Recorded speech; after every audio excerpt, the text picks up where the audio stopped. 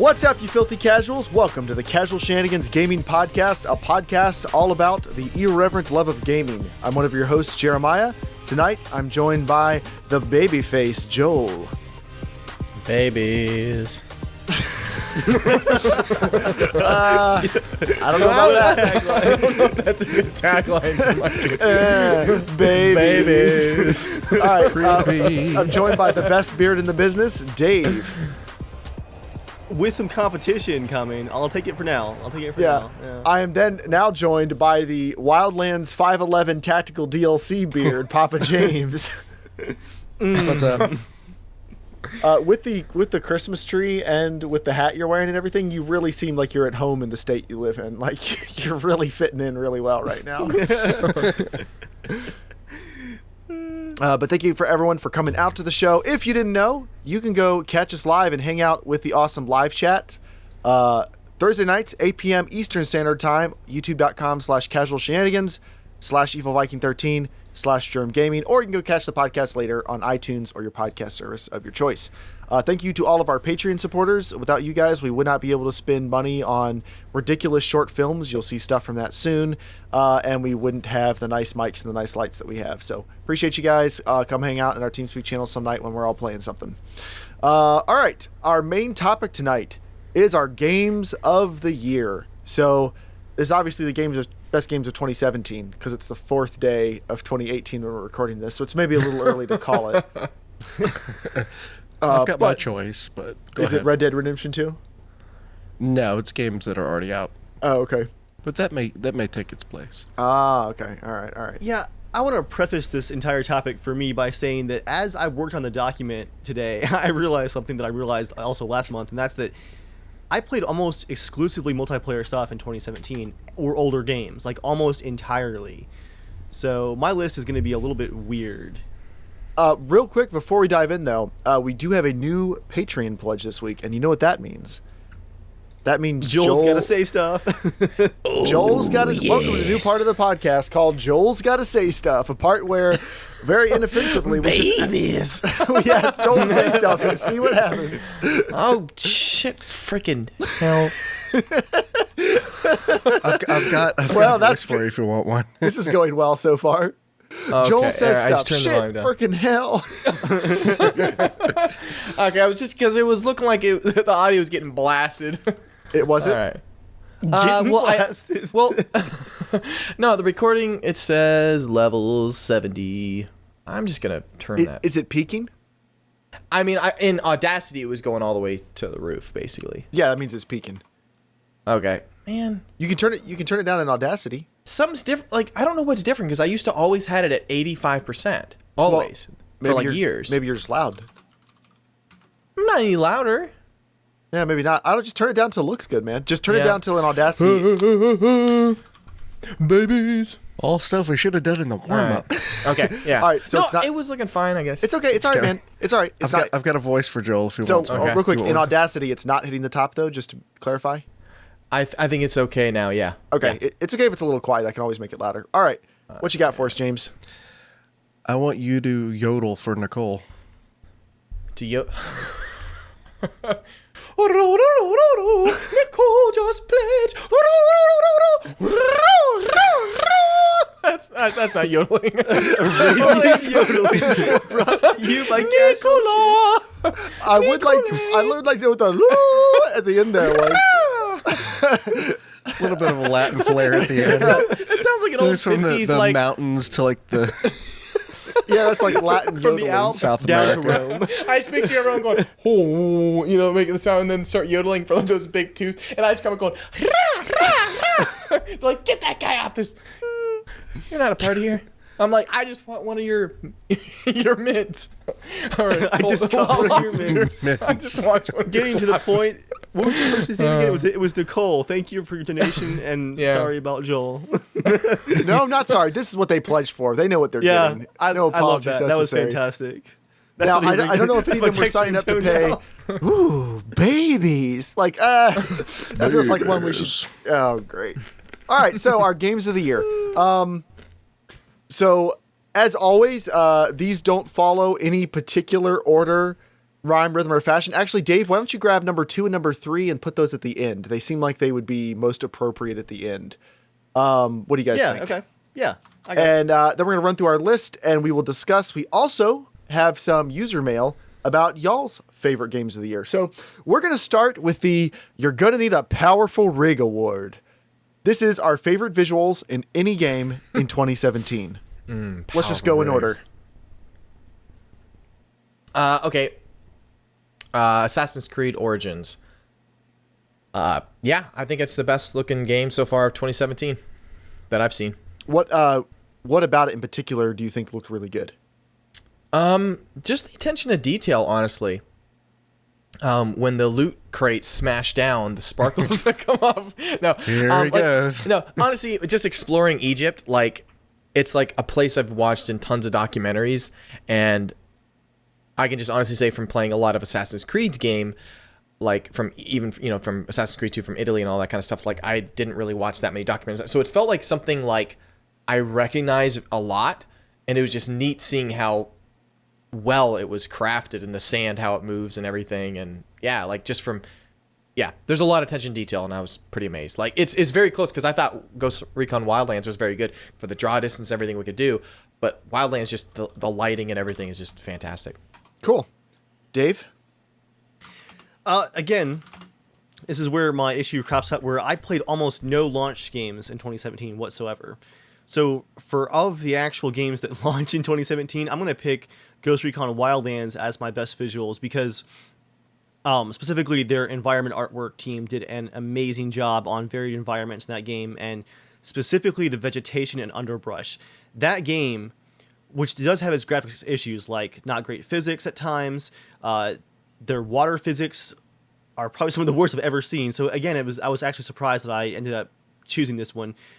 But one thing that they got so perfect is the varied forest environments. Their jungles and forest are so dense and varied and feel so extremely real that it's incredible. And to see those same environments be a part of the multiplayer that came out is nuts. Like, you can truly lose someone that's wearing a ghillie suit in that underbrush. It looks so good. That's my pick. Nice. Mine is Wolfenstein 2, The New Colossus. On the surface, this looks a lot like Wolfenstein, The New Order, or like Doom. You know, a lot of the assets and stuff, they have it's got that feel to it. But the lighting, I mean, Doom is an amazing looking game, but the lighting, especially in The New Colossus, is a cut above either of those. Whereas a lot of the time, it's just a very, very good looking game. And some of the times, the lighting is just incredible. And I think it just transcends most games. To have where I think you could take some screenshots. If you ignored the fantastical setting, you could shrink them down and fool people into thinking they were real pictures. Like, the lighting's that good. But, you know, honorable mentions. I'm not actually as crazy about Wildlands as some of you guys are. I agree with Joel about like the draw distance and stuff. But as far as the visuals, I thought it looked good. I agree on Origins though. Origins in part, like in places, looks amazing. I mean, that's one thing, Joel, you and I were talking about. Ubisoft has definitely nailed long draw distances in big open worlds. Like, The Witcher's good.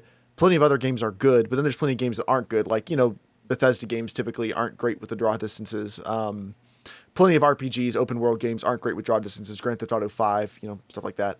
But Ubisoft always does a good job. Assassin's Creed Origins is also a great looking game. I'm going to split us right down the middle and agree with Dave on Wildlands. And since I don't play that much single player, I'm just focusing on those small maps, so draw distance doesn't matter as much to me. But there are times that we're in a match where, like, we start off and we're like, holy crap, this looks really nice, and, like, I need to focus.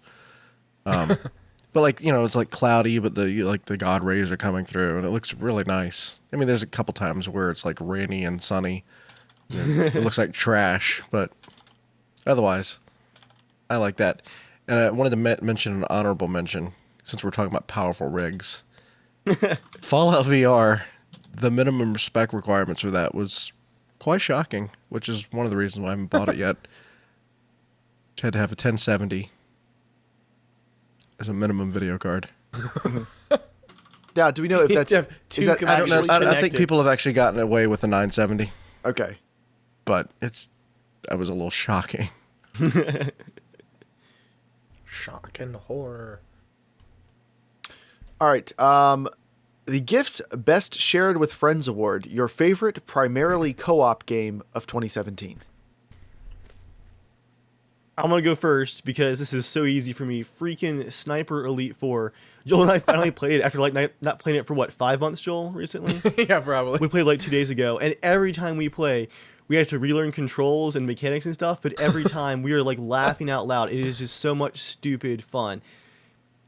I think it's like the game's design has such carefully designed rules for like how the AI works and how sneaking works and how traps and stuff work, that once you like remember how all those rules work, it's just like one giant sandbox of just fun. Like every level is just one big sandbox. And for co-op, it's probably one of the smoothest running co-op games that we've played in the recent years, right, Joel? Like Far Cry was kind of glitchy, Dark Souls and Bloodborne were glitchy. Every time we play it, I get to put the graphics up higher because they keep polishing the game. Yeah, oh man, Sniper Elite 4, so much fun. So much fun. Nice. For me, it's Ghost Recon Wildlands. So again, this is for co-op.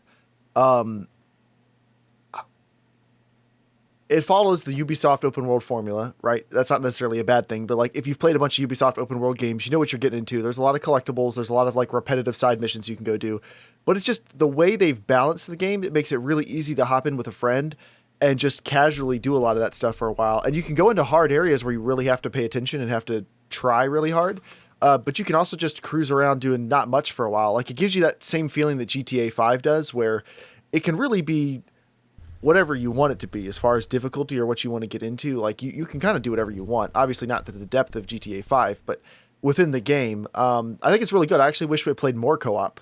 I know everybody likes playing the Ghost War thing, but I would like to keep playing through the story with people. Oh yeah, absolutely. Because it's fun and it's nice that you can just drop in, drop out. You end up replaying a lot of the same missions over and over, but you know, that's not really bad. It's fun when you're playing it with friends and you can try new stuff. I've pretty much unlocked all the guns and everything now, so I can't go around doing all the collectibles, really. I've got to just play the game, but I like it. I mean, I put Battlegrounds because I think any game that you can co-op. Well, because like you're playing 4 people together. Like I mean, Wildlands would have been on that too because it's kind of co-op, but I don't really play that many. Like I haven't played recently. I mean, I've been replaying through Bloodborne, but that's not recent, so I don't. If you had to stick to the co-op rules though, Joel, you would pick Sniper Elite 4. Yeah, then I'll have to go with that. Sorry, I didn't. Every time I see co-op, I just think, oh, anytime I'm playing together with anybody, like because okay, like I would think like there's in a different like with Battlefield 1, like we can join a group. I can almost consider that kind of co-op, right? Like we're cooperating together. But like no, Star it has Wars, a very specific definition. Like you're fighting I know other that. people. I know that. Well, I'm not. I know I'm wrong. I'm just saying. Anytime I say, hey, let's play, like. I'm thinking like, with Star Wars Battlefront, the new one, you can't actually play together. You can be in the same area, but you can't actually spawn on each other. So I almost don't call that any kind of cooperative, so it's kind of like, oh, that's just strictly multiplayer. But we're looting together in that game, so it's cooperative. So the one I put did not come out this year, but I finally played it this year, Dying Light. I've bought it. This is the third time I bought it. I bought it for Xbox a long time ago, or PS4 a long time ago, and traded it in because I just couldn't get into the first hour. Yeah. It just wasn't that exciting. And then I bought it again, but then it went on Steam sale, and then a couple other people were going to buy it. So I said, fine, I'll just take this one back and get it for PC. And Dan, Shane, and I played for like 6 hours one night after we'd already played something else. So it was like 4 a.m. We're all like drunk. Without sleep. I enjoy it because it's funny because I got it and no one had gotten it around the time that I had it, and it was a 4-player co-op game. That's because you're a trendsetter, Joel. You need to like don't be ahead of the curve, man. Well, it's Joel has to buy it in the first week it comes out, or he's just not interested. That's the thing. I'm enjoying the parkour is better than I thought it was going to be, especially with mouse and keyboard. Like I actually like it better with mouse and keyboard, but the looting's kind of fun, but it's fun. It's got missions. It's got side quests. No, Joel, what I'm saying is like you if you like a game, normally you're going to play it like pretty soon after release. Like you hop If on. I'm looking forward to it, yeah, you play through quick. I know, but you're way better about that. The rest of us, it takes us forever Yeah. to like freaking get around to just playing the game. I would say yeah, I finished the most games out of all of us. Like, probably. Yeah, I would say definitely, yeah. You have like, I either don't play it at all or I finish it. so you probably have like in the bottom part of overall hours played, but like the best games completed. Yeah, I can probably guarantee that. I mean, like, because I'm playing Zelda, Mario, Golf Story, Assassin's Creed, Skyrim. What else? Call of Duty. Wait, what year is this? Yeah, Battlegrounds, Battlefield Okay. 1. You could literally take the year off. You could say this like any year. Call of Duty, Mario, Zelda. Yeah, that's true. That's what I was wondering. All right, Joel, what's yours? You already mentioned his. Oh, he did? Yeah. Oh, sorry. Yeah. All right, next is the Charles Dickens Excellence in Storytelling and Characters Award. Mine is Hellblade: Senua's Sacrifice. Without spoiling anything I've talked about in the podcast before, it is one of the most unique game stories that is not what you expect it to be, but it grabs you and sucks you right in, and it does not overstay its welcome. It gets in, it tells a very interesting, unique story, and then it gets right back out. It probably is not going to be for everybody. Like, I don't think a story like that can work on every level. It's not going to be as like mass appeal as Uncharted 4. So some people may play through it and absolutely hate it or not even make it all the way through it. But for me, that was absolutely the best story I played this year. Mine is Breath of the Wild. All right, so for story, Yeah, it's 'cause really good. This is me. Granted, I'm not. I haven't played that much Zelda before, so I'm saying this out of ignorance. From everything I've seen, it doesn't seem like there is that much story in that game. No, there's hours and hours and hours of it. Okay. I'm at 130 hours in the game. And yeah, there's about like 20 different memories you collect in the game. But then there's also throughout the whole thing, like you can rush through it and maybe the storyline would be about 25, 30 hours maybe if you just kind of did just that. But yeah, I mean, it's really good. I mean, the music is excellent. The camera work is excellent.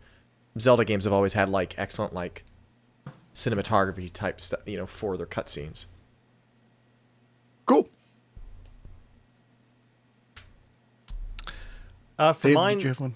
yeah, this is where I had like the hardest time picking a game because I literally played 0 single player story games that launched in 2017. None this year. I mean, Joel and I are playing the Sniper Elite campaign, but we're doing it in co-op. I don't know if that would count. It's not an amazing. That story. didn't come out in It's good. 2017. Yeah, Sniper Elite came out in February. Really? I mean, these are our awards, so we get to bend the rules a little bit. Therefore, the 2 games that I actually played all the way through in 2017 and loved, I'm gonna pick Firewatch and Dishonored 2 for my 2 favorite stories. I loved both of those game stories. Fantastic. I'm actually going to echo Dave with Firewatch because I finally got around to playing it this year. And now that you've beaten it, we can finally talk about the ending. I've got a theory, Dave. Okay. If you guys like that, you really need to play Soma now. Now that they added the mode where nothing hunts you, or like there's kind of like no threats in the game now, you need to play it. The story is really good. All right. I mean, I need to go back. Especially if you liked Firewatch, like the story's kind of mind bending a little bit. Okay. Next is the $20 in your other jacket award. What game wasn't on your radar but you loved it, or the game that just came completely out of nowhere and surprised you? And I'll go again, Hellblade: Senua's Sacrifice. I literally had not heard of the game. It released, tons of rave reviews popped. I didn't read the reviews. I just saw so many people were talking about it out of nowhere. I saw how cheap it was. I just bought it and then immediately played it. Like, I just figured the hype was that good. It had to be something that I would probably enjoy. And I just stopped reading everything, hopped right on it, and loved it. And I didn't even know it existed like 2 days before.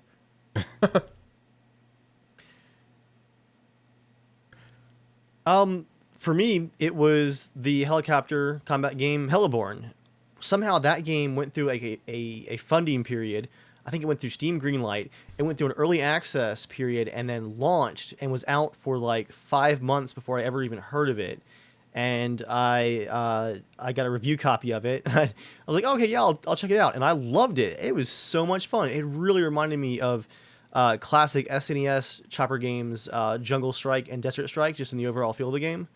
And it was just a really fun, easy to pick up, but still like deep enough to be interesting in the helicopter combat. A little chopper sim game. It came out of nowhere. I don't know how I missed like the entire growth of that game, and then like launched, never even saw it till it was out.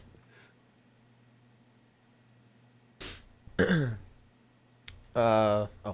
next. I was just letting it go in order of what we went the first time. Okay. But I can go now if you want. Okay. Mine were SteamWorld Dig 2, which I think at one point I knew it was coming out, but I kind of just forgot. And then it was like, hey, this game's out. Amazing. I loved the first one. The second one is not procedurally generated, and they've got a lot more RPG elements, so I like that.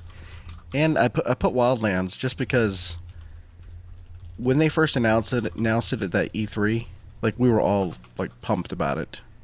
And then they did the next, I don't know if it was E3 or just another gaming conference, and they add some like live action play with like actors doing like the parts. Gosh. It was so cringy. I was like, oh, nope, this game's not going to be it. And then it had a good, successful financial launch, but I think there were some issues when it came out that people had with it. So I stopped caring about the game. Plus the betas were awful. Like the betas were really bad. So when the PvP came out, I was like, I'll give it a try. And that was a pleasant surprise. And I paid less than $20 for it.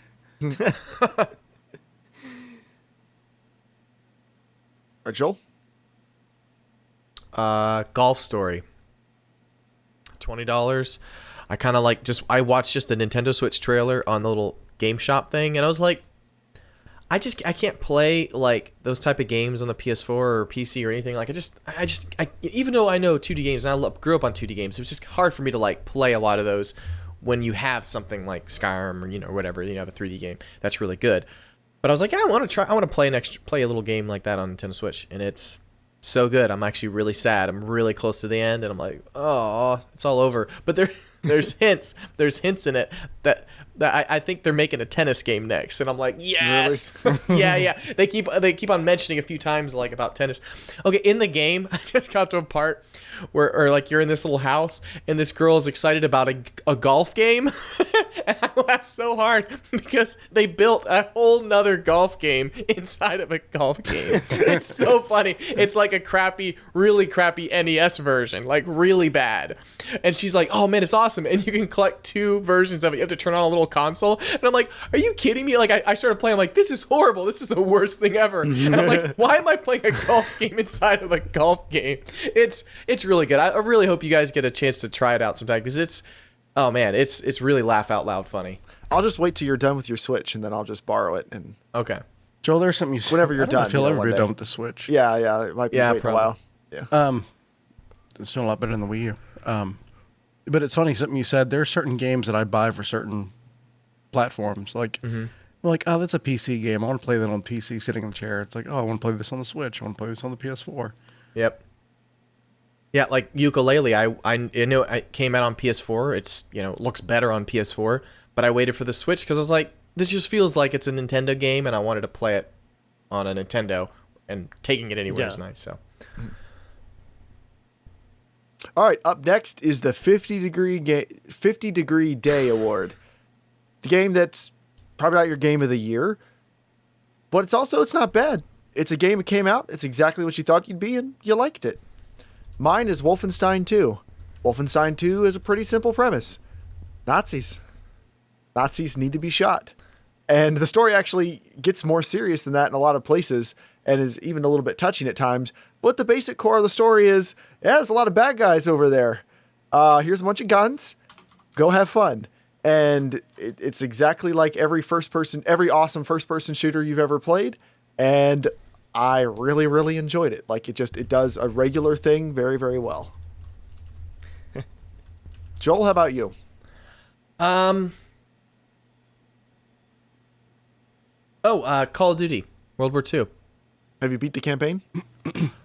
I think I'm like one mission away. Is it good? Yeah, it's like really good. I told Dave, like, outside of all the freaking shit of loot crates and garbage and all that junk, the game, I honestly am giving it a 9.0. It's fantastic. The multiplayer or single player? No, the single player so far. I'm really enjoying the multiplayer, but the single player is really good. Like right from the start, and I've had a few other people, like my friend John. He not our John. Another John. I forget Johns. Anyways, he's played. Whoa. He's played almost every single Call of Duty game, but he hasn't played the single player since like Modern Warfare 4. And because he tried playing through him, he's like, I can't get through him. This one, he's like, holy crap, dude, it's really good. Like, where did this come from? Yeah, like story's really interesting. The gameplay is just like you're like on this edge of your seat, going, "Holy shit! Holy shit! Holy shit!" It's like it's Call of actually Duty. hard. It's hard. Well, no, there's a difference. You haven't played many of the single players lately. This one's actually like, "Holy shit!" The other one's like kind of force you into action. Yeah, they kind of carry you. This one you're like, "Oh my gosh, I just died!" You like, really feel like fast. you're in battle. Yeah. Like the first D-Day part, like.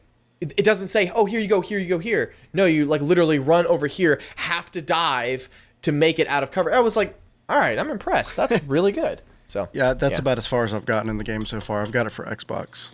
Someone gifted it to me. Oh, and I nice. actually enjoyed it a lot more than I thought I would. Yeah. Let me know how I mean, far not you the get. single player I knew would enjoy, but the multiplayer I actually enjoyed more than I thought I would. They gift it to you digital or physical? Digital. I knew what you were asking immediately. Can I create content with it? Redbox. All right, Dave, what about you? For me, the 50-degree day award, the game that is just what I thought it was going to be, is all of the Battlefield 1 DLCs this year. More maps, more guns, more Battlefield 1. I like it. Cool. James, what about you? So this, I don't think this counts as a game, but since it doesn't count as a console either, I'm going to put it as a game. I put the SNES Classic Edition. So I knew, like when I saw the list of games that were coming out, I knew that it was going to be like my dream to get that classic console, and I've absolutely loved it. The chords are still really short, so they didn't learn that much, but it's just been a ton of fun playing the old school games that still stand the test of time. All right. Up next is the Awesome Shirt That's Not Your Size Award, the game that was so close to being a classic, except for one or two fatal flaws. For mine, it's Assassin's Creed Origins. Now, I do think it's a good game. I'm enjoying it. I'm still going to keep playing it. For me, I've talked before, there's a couple difficulty spikes in there, which could just be bad luck on my part, but it feels like they engineered the game more around loot crates than previous ones, I guess is the best way to say it. Like, I felt like the balance of the game was different in a way that pushed you or encouraged you to buy stuff more than in the past. Not that you have to, but it certainly encouraged you to more. And that just kind of bugged me a little bit. Like, that pulled me out of it some. And then some of the quests aren't really living up to what I'd like to do. Like, well, I guess in typical Assassin's Creed fashion, I like running around the world and doing stuff more than I like a lot of the quests. But other than that, I'm liking everything else about it, and I'm going to keep playing it. I was gonna say I totally agree with you, Jeremiah. Like I love Assassin's Creed, and I think it was so close to coming back as like a wow, you guys were on point, created a phenomenal game, super detailed, polished, runs really well. I mean, I guess I don't know how well it runs on PC or anything, but it ran well on my system. But then yeah, like I haven't had to deal much with the other, the loot stuff, but just having it in there and that being a thing, it's kind of like, guys, you were so close. Just get rid of that. But I mean, I think it's certainly better. Like, I think it was good they took a year off. Like, I think you can see the improvement there. I mean, if this wasn't an Assassin's Creed game, like if it came from some other name, was just a total new IP, I think people would be super pumped about it. Like, it probably actually hurts it a little bit that it's an Assassin's Creed game, because I think they definitely got the quality up to being more than just a yearly release of something. So, I mean, that's nice. And from what I've seen, that's definitely true. I think you're right, Jeremiah, that for a while Assassin's Creed had gotten the reputation of, oh, it's the yearly Ubisoft Tower Unlock game. And they took the extra time with this one, and from what I've seen of Joel playing it especially, and then from everyone that I know besides all that's tried it, it seems like they really went above and beyond this time. But it's still hard to be like, no, guys, like this one's really, really special. Yeah, I mean, it's selling better than the last two games, like by far. That's good. But like by a huge amount, actually. Yeah, for my awesome shirt that's not your size award, I'm gonna go with Battlegrounds, and I'll say that I do enjoy the game. I have quite a few hours in it at this point. Let's see how many I have. Yeah, 45 hours. But like for most people that got into Battlegrounds this year, 45 hours is like nothing. I mean, I think Edgar has like 1,500 hours in the game now. Oh my goodness.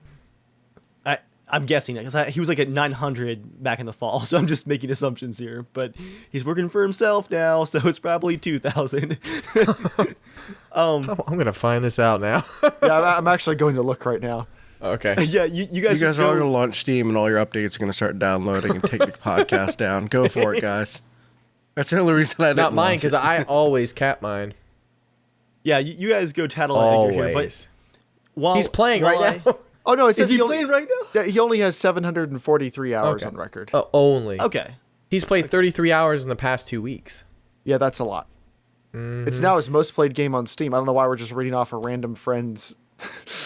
I didn't see Edgar what mine was is. the Bad Company 2 days. No, I know, but it's weird that we're just reading off his Steam profile on the podcast.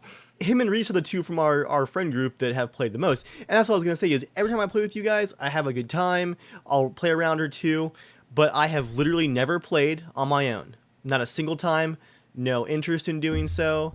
And after I play a few rounds with you guys, I'm usually like, all right, let's play something else now. It's just, it hasn't really clicked with me, and I can completely see the math of why everyone loves it. And I can see why it's so popular. It just never clicked with me like it did everybody else this year. So I think that's how I feel about Rocket League. Same way. Like I'll play with everybody that's a else. good example. I'm normally good for a few rounds. Like it's fun, but it's not like I'm never going to hop on and just practice on my own. I'm just not into it. Yeah. It's funny. I stopped playing. There you go. Go ahead. I was just gonna say. It's funny. I stopped playing Rocket League as soon as they started adding all the weird little unlocks and crap. Like it's funny. Like I was like, why have I stopped playing? I'm like, oh yeah, because of that. For my game, I'm going to agree with Dave. Like when it launched, it was a little bit of a pleasant surprise because it took some of my favorite parts of DayZ, running around with a group of people and looting.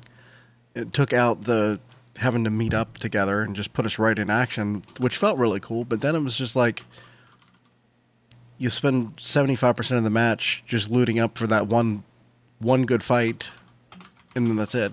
It just doesn't click with me. Like I enjoy my time, but it wears pretty thin after a few matches. Like I'm ready to move on to something else.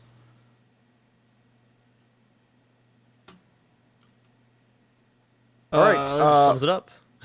Up next is that came out this year award, which is the game that came and went for you without it capturing you as much as you thought it would. I'll let someone else go first. I've gone first for the last few. Dave, you want to go? Yeah, let me find my place in the document again. So it's the Sense of Pride and Accomplishment Award? No. Oh, man, you spoiled that one. No, it's the Sorry, I got lost in the doc. It's okay. It's the this came out this year award. Right above it. Right above it? Okay, yeah, there we are. Yeah, the game that came and went without capturing you. And for me, because I played, again, so little 2017 games, these are two games that I wanted to pick up and then realized as I was making the document for today that I never did. Horizon Zero Dawn as a whole, didn't play it or the expansion despite hearing amazing things about it. I would still like to at some point, but I have no idea when that's going to happen.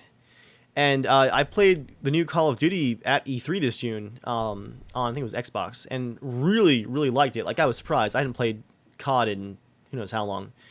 And the single player was looking really good. But after playing at E3, the closer we got to launch, the more I heard about all of the loot crates and like, oh, there's going to be this bonuses you can get from watching other people unlock loot crates. And it's so funny. That is all it took for me to instantly lose the interest that I had gained for it. It just destroyed my interest in the game. Might still get it because watching Joel play single player looks pretty good. It's just, man, not priority now.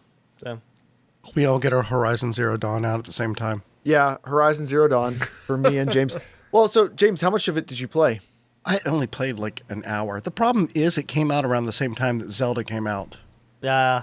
And so I don't know why I even bought it at the time that I did. Because I should have known that I wasn't going to touch it. And it wasn't that it wasn't fun. It was just that I wanted to play Zelda. I thought it was really fun. Actually, I mean, my roommate John, he played through it and beat it in like a couple of weeks. Like, he really enjoyed it.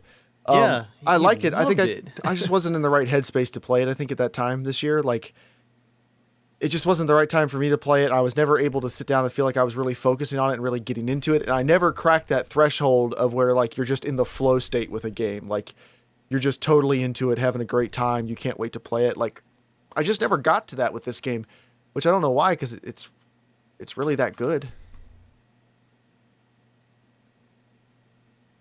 Mine would be Prey. I was really looking forward to playing the game.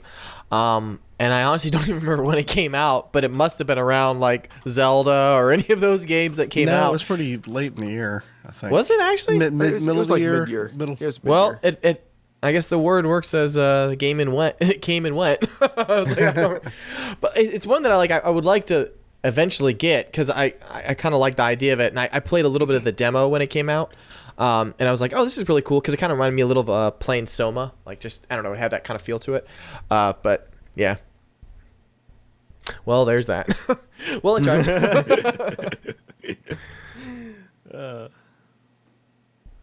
All right, up next is the Sense of Pride and Accomplishment Award. This year's PR disaster or overall disappointment. Me and Joel will go first with Star Wars Battlefront 2. Man, think how excited we were when they announced it was going to have a campaign. Like, it's been so long since we had a good Star Wars thing you campaign. wanted from one. It was like, oh, really wish they had a campaign. Yeah, exactly. Like, my main complaint about one was not enough content for me to want to spend money on this. Like, it's just not enough for me to enjoy. And, like, that's the number one thing they addressed. And it's not good enough.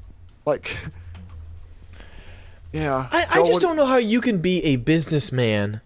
And you know, you're a businessman and you're going, you know what? We're going to sell this game. Do you not have a heart? This is Star Wars, man. Come on. Do you not have a heart? Don't ruin your own child. He's like, I'm going to put Luke right. That guy is Ebenezer Scrooge. That's who he is. Someone can't, you don't screw around with Star Wars like that. That's wrong. Ugh. Child at heart. Child at heart. For mine, I'm going to say that overall disappointment is the fact that the DayZ beta did not come out again last year. Are you really disappointed with that? Yeah, because they put out that video, and I think it was as early as August, and it looked really, really good. They had the playable demo at, I think it was Gamescom in August, right? And everything in that video looked so amazing. Gave me that glimmer of hope. Should have known better. I'm looking forward to 2018. Don't DayZ, listen to DayZ, Bohemia, look at me. I love you, but I don't want you on this list next year. If I'm sitting here in January 2019 and you're getting this award again, well, I'll keep waiting. But anyway. I mean, Dave Bass, sounds like maybe you should have moved that down to the next award. I just found a cool site. Is it Pornhub? No. Is it mypersona.com? It's wasted hours on Steam. I put in mine, and it has the wasted from like GTA, and I've wasted 1,749 hours. It's 72 days of gaming, 145 hours per year. And then I was curious, so I put in Dave's. You should always know this is going to be a nightmare. 8,642, 360 days, 864 hours per year. All of that is which Fallout building. Yeah, I have a lot of idle time. I have a bad problem of leaving like launchers for games open like a lot. So all my Steam timers are off. They're all probably quite high, but they're all off by like 25% too. That's still like an insane amount. I mean, it's over 6,000. For my sense of pride and accomplishment award outside of Daisy, though, I had to give it to Sniper Ghost Warrior 3. Do you guys remember the launch of that game? I keep confusing Sniper Ghost Warrior with Sniper Elite because I know one of them is really confusing. Good and one of them is really bad, and I can never keep them straight. So Sniper Elite good. Sniper Elite is always World War II right now. All 4 games are World War II, just different theaters. Okay, and that's the one that has all of the transparent like anatomy shots where you can like see the heart explode and all that jazz. All right, cool. Sniper Ghost Warrior and the third game that came out in 2017 is a sniper game that's no longer a sniper game and wants to be Call of Duty. Apparently it had potential, like each game was getting better and better, and for this third game, you guys need to go watch the trailer for it. I watched it again today because I'd forgotten so much about the game. It looks like their own version of Modern Warfare 1.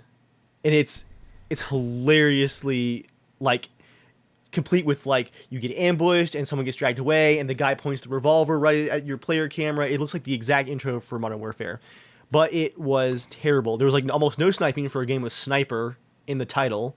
The sniping was completely arcade, like no challenge whatsoever, no realism, no interesting mechanics or ballistics. The story was bad, the voice acting was bad, and the performance was bad, and the game was crashy as all get out. So you have a game that reached for the stars and couldn't figure out what it wanted to do and did none of it. So that's why it gets my sense of pride and accomplishment award for 2017 for me. Watch the trailer. It's bad. On a side note, I always hate when people say, reach for the moon and you might grab a star. Holy shit, you're way off. James, is that like one of those moments where you're like, I'm sorry, you just grabbed a star? Like, dude, you're lost in space. You're going to die out here. Like, you are lost to the void. Yeah, forever. you reach for the moon and you might land among the stars. Like, no, reach for the stars, you might land on the moon, or is it reach for the moon? No, it's reach for the moon, you might land on the star or something like that. The stars are so much farther away. That's like saying reach for your desk, you might fail and land outside. It's like, I don't know. I don't know about that. James, what about you? I put Mass Effect Andromeda. Man, I'm so let down by that game. Really? I really wanted to like it. I miss Shepard. But man, do you remember when it launched how bad the animations were? It was laughable. Dude, it was laughable eyes. before the hey guys. Look at how expressive my characters are in this game. Well, maybe he's dead. And I also put every pay-to-win game. Just pissed me off this year. It's been our salty year for pay-to-win, loot box, loot crates. Anyway. Yeah. Up next is I'm sorry, Joel, Another Year Still No Norman Award. Which I guess Daisy should have been in this. That would have worked too. Yeah. What game do you still claim to be playing, but not really? Mine's Batman Arkham Knight. It's good. I know it's good. I just, it's still installed. I don't know why it's installed. It's been on 3 different hard drives at this point. It's just not going to happen. It just isn't. Dude, that game was very interesting to me because I started playing it when I bought it, played for like maybe 4 or 5 hours, really, really liked it. I don't know why. Something happened. I just couldn't get back to it. A whole year passes and I go, I need to play Batman again. I finished it in a week. It took a whole year, like a whole year gap. I never go back to games. Like if it's like that, that just never happens. And I'm like, all right, wow. I don't know how that happened. It was very rare.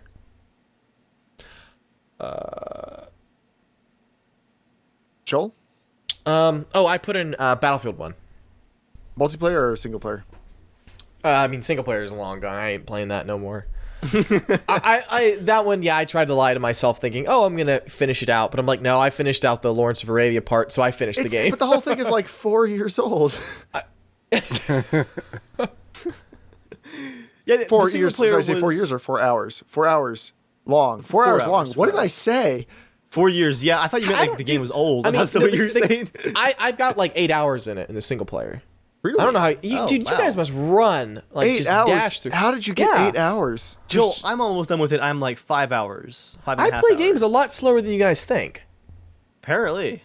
Yeah. There's just not that much to do in the single player. That's what surprises me. There's a lot to look at. I mean, it was Lawrence Arabia, and I put on the Lawrence Arabia music, and I probably stayed in that level for way longer than you should have. I would say just the Lawrence Arabia section is like 2 hours max. So you're Dave in Witcher 3ing it, basically. Yeah, that's all. I played like the flying mission, and then Lawrence Arabia, and then everything else is like, pretty crappy.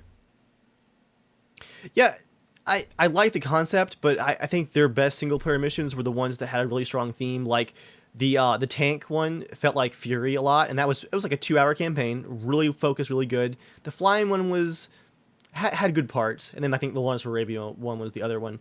But the rest of them, you're just killing waves of poorly programmed AI bad guys. Like it just feels like a multiplayer match with bots. Doesn't feel very polished. I don't know. I'll agree with you all there on single player. For my another year, still no Norman Award, I realized something horrible over Christmas break. I last played The Witcher 3 in September. Dave, hunker down and finish it, man. Finish it out like a man, all right? Well, you still haven't finished the campaign. Yeah. Dave is being the big baby. No, I finished Blood and Wine last year. He finished the campaign. He just hasn't finished okay, the second okay. DLC. Yeah, no, I finished Blood and Wine in like January of last year. Okay. I'm doing a 100% run of the game. There's one question mark on my map that's actually, I have a glitch, a save game glitch that a lot of people got, that I can't unmark that question mark, and it's driving me crazy because I have everything in the game explored. But yeah, I realized I haven't played since September because I started a kind of a wrap-up series, and then immediately had to set it aside for all the travel in October and November and December. So I need to return to some Witcher. But yeah, that's my game that I'm still pretending to play at the moment. I'm going to fix that, though. Me and Geralt need some alone time. Wasn't that your game last year, too? Probably. I have done very good at stretching that game out, which is what I wanted, so... You've stretched it very, very out. Yes, I have. Dave, this one's going to hurt your soul, but I put Stalker. Any of the games. Oh, man. James. I launch it, and I play it for a few minutes, like, I want to play something else. I will actually say that Shane has made up for your sins, James, because Shane has completed the original Shadow of Chernobyl, and I believe I still haven't finished his last video yet, but I believe he got the rich ending where you basically get buried under a pile of gold in the reactor room. Nice. It's like one of the most common endings. I think it's like if you miss certain things in the last level, like you miss certain clues and skip over some stuff, and then you end up at the wish granter in the reactor room, and you have more than 50,000 or no 500,000 money, something like that. Which, Dave, you got that ending then, right? Well, most players by the end of the game, you're looting so much good gear, you're not buying hardly anything. So like most people got that ending if they missed a couple of clues in the last level. But yeah, James, Shane has made up for your sins. Thank you, Shane. Speaking of money, Jeremiah, how much gold do you have in Assassin's Creed? Like, do you have a lot saved up? No, not that. I don't remember exactly how much, but no, I mean it's not that much. I could buy like a couple weapons or something. I mean, I was just curious if you're like a saver in the game or a spender. Oh no, I mean I get pretty happy usually with most of the weapons I find. I don't feel the need to go buy a bunch. Same thing like in The Witcher. I normally don't buy too many things. Gotcha. I might buy like a different outfit or a few crafting supplies to finish something out, but I really don't spend that much of it. But I'm not specifically saving it for something. I was just curious. The pile of gold reminds me of how Joel and I deferred when we played Fable 3. Where Joel's like, people are starving. James, my entire whole town was like apocalypse. Everyone died except I had a gigantic vault full of treasure and I had like demon wings. Wait, Fable 3? Oh yeah, Fable 3. Like if you depending on You what do like decision- city management. Yeah, this orphanage got burned down and my kid got sent to the orphanage. So he died in the Before fire. or after it? No, after it burned down. Okay. No, Before he it burned went there before. Yeah, so he was in it whenever it burned down. It was bad. It was a bad ending. See, all of my people ended up having, I still had the pile of cash up to the ceiling that I could run around on. But I love how you can like run around on the gold. Let's go to Rich McDuck. There's rumor of a new Fable actually coming out, and not the crap fest that whatever they were trying to pull. Who would make it? Yeah, Peter don't know. Molyneux will do it. No, I don't think so. I don't know. I didn't know that anybody had rights to make it. Yeah, I know. All right, next is the Snowed In Day Award. What 2016 or 2017 game are you excited to play in 2018 just because you haven't gotten around to it yet? Mine is Divinity Original Sin 2. Me and Justin and Mark have just started a playthrough of it. I have never played Dungeons & Dragons. I've never played a top-down isometric RPG. I have never enjoyed a game with turn-based combat. So Really? for all those reasons... None. Wow. I've tried some. Like I've never enjoyed and stuck with a game that had it. Sure, yeah. For all those reasons, I kind of wanted to try one. I was looking for a co-op game to play, like to really get into. And I wanted something to play with Mark. Then Justin suggested this, and I remember from listening to the Wise Gamers podcast that he really loved the first Divinity. And so I thought that sounded like an awesome idea. And I think it's going to be like a good, it sounds kind of douchey to say, like a growing experience as a gamer. Yeah, that does sound pretty I don't douchey. know. Well, what's a better way to say it? Like, do you know what I mean? Like, it's not something I know. It's going to expand your horizons. Maybe, like, expanding my horizons a little bit. Like, connoisseur of gaming. I don't know about that. I just want to, like, try something I probably never would have tried on my own, and I've read so many rave reviews about how good the game is. I want to try it. So we've played 6 hours, I think, so far. 6-7 hours. That's good. And there's probably about 100 to go. Wish it was Old Republic, but I don't know that Jeremiah would ever enjoy that. Dave is the one. No, who I've tried the Old Republic stuff. Remember a couple years ago, I tried to go back to it, but the UI won't scale to 4K. It's literally unreadable. Like, I can't play it on my monitor. You can play it on your phone now. It's on the mobile app store. That's not going to be good. That's not going to be good, man. You know that's Dave, not. What's your excuse? Joel, I get what you're saying, but like, I respect what that game means to gaming too much to play that on my phone. No. It's like that would, if they ever came out with a re-release and they remastered it, I'd be interested. Dave, what was that, Joel? Dave, I'm just disappointed with you in general. I don't know. He's not angry. He's just because I see what he wants to play. I can see the list. I know what's there. All right. What about you, Dave? I'm very excited to be starting off a single player kick. I'm trying to make up for last year. The Snowden award game that I'm going to award that to is going to be Last Guardian. I have had a copy that I paid what is now no longer a good deal for because I bought it like back in April. I was like, this is a pretty good deal. And it's been collecting dust ever since. And for a console game, what a terrible way to buy a console game. But I know that Joel loved it. It was well loved.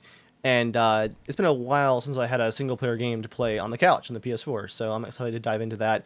Like I said, I was really not great with the single player games last year. And I started making up for that in December. And I'm enjoying it so far. So right now, while it's so freaking cold, I think now's a good time to literally get maybe not snowed in, but just colded in, frozen in, perhaps. you should try one of the old Mass Effect games while you're at it, too.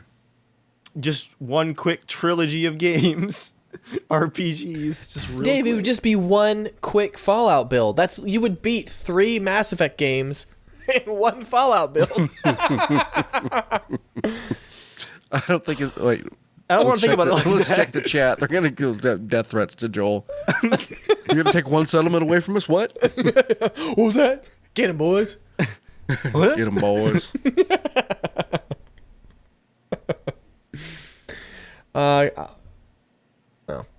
Super Metroid.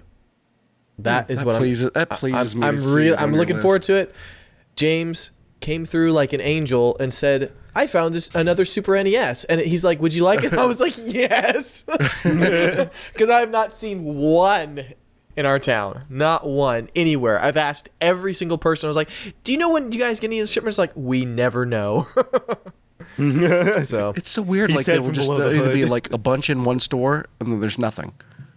But every time I've seen them in the store, they disappear like so fast. When I walked out, I literally hid it in my hoodie because I was actually scared like someone was going to see a Super NES and be like, get him! Like, he's got one. Like the one guy who got stabbed for the PS4 or whatever. But I'm like, you don't find Super NESs anymore. I'm like, I didn't want to show it off. That was the exact same way I felt when I first got like the Wii. Like when that was like insane to get. Oh my gosh. And then the Switch, I was like...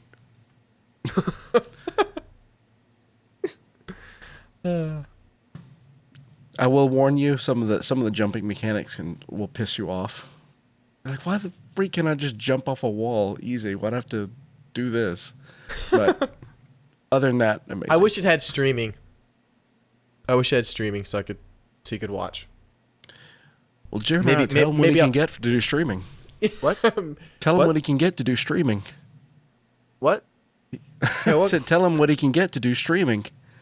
The Elgato. Oh. 4K. I'm sorry, you don't have the shill blood like Dave. Well, I'd have more shill blood because if Dave it has the worked power correctly. to game and stream at the same time, thanks to my Lenovo 720 Cube. Yeah, And what I'd about chill a those little headphones, harder, Dave? James. I'd chill a little harder, James, if it wasn't, hey, what can you waste 30 hours on troubleshooting on just because something's not working the way it's supposed to? And it turns out it's not actually the card's fault. It's something else, totally not totally unrelated. I don't want to get into it right now. The video would have been done. That's the Joel spirit. The There video, you go. Fire it up. people have been mad at me for a month and a half because I haven't made this video yet. I'm like, guys, I'm trying. You don't understand. The freaking stuff's so stupid. It just won't work. Dude, we need to make like a physical, like, I don't know, like a balloon thing that just represents your YouTube comments. So when you slap it and it's like, and it just like deletes a whole bunch of them all at once. Just anger. Except the balloon will just go boom. Yeah. So the game, my I've actually put a few spinners. games here. I put Hellblade.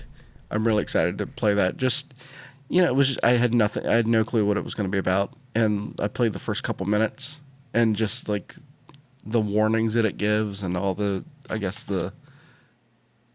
expertise that went into making the game. I was like, oh, this sounds like something pretty interesting. Mario Odyssey, I bought that when it was first released, and I just have not sat down and play it. My kids love it, but that's a game I just haven't. I want to sit down and play for several hours, and I just haven't done it. Dishonored 2, that's in my Steam list, and it's just I haven't installed it yet because I'm not ready to play it. And I'm gonna make up for not playing Horizon Zero Dawn in 2017 by playing it in 2018. Are you? Maybe. Maybe. Okay. We'll see when next year when we do the award for games. We'll see if we 2019, man. 2019. The Norman Award. That's true. We didn't go back. We didn't go back and follow up on the things we said we were going to play last year. We could have done that. Followed back up on our predictions. I'll look it All up right. to see what those predictions were. I don't remember. All right. Joel, is your backup starting? You're getting real choppy. It looks okay to me. He's been breaking Who? up a little bit in the audio. Who, Joel? Yeah. Maybe it's me. Up next is the Black Mirror Award, a game that came out a while ago and you knew you should have played it, but you just got to it this year and everybody else was right about how awesome it was. Joel? Oh, I was looking up Google Docs. Wait, where are we again? The Black Mirror? Yeah, sorry. Okay.